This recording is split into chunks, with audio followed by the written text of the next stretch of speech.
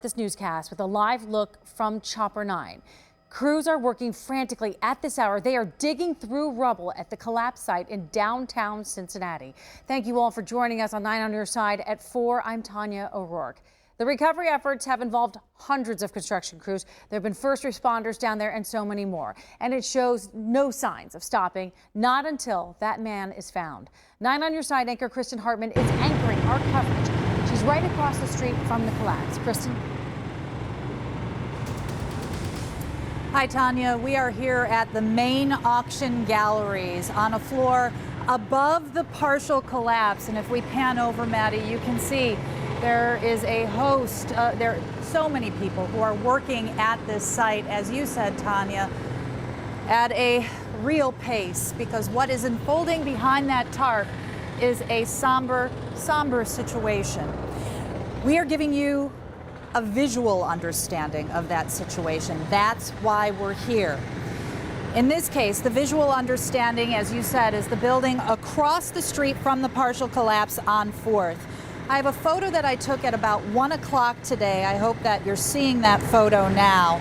It's a photo of workers at the site before they put up that tarp. That tarp went up, started to go up probably at about 2 o'clock today. The folks at the main auction galleries allowed us to be on the floor above the collapse so that we could share this part of the story.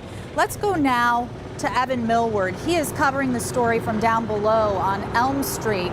He's been following what's changed over the course of the day. Evan, what can you tell us?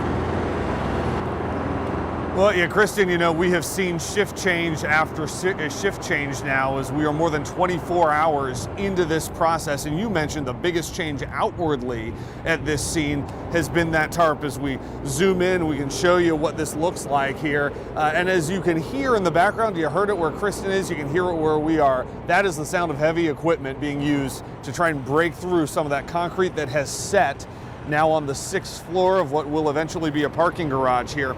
Take a look at some video from a few hours ago, late this morning, of this scene, and the hurried effort at that time was to clear away some of that debris that was hanging over 4th Street there. The area of this 7th floor that collapsed is about 40 feet wide by 200 to 250 feet long. I'm told there is concrete now on that 6th floor that is anywhere from 2 feet to 8 feet deep. And that is the challenge that crews from Cincinnati, Columbus, Butler County, and Hamilton County all are now trying to deal with in this recovery effort. There's a small traco, it's a very small traco that's up there trying to chip away large pieces, but then this ultimately the work is being done by small hand tools. It's, you know, old-fashioned back-breaking work. It's being done with buckets and shovels and picks, small handheld tools.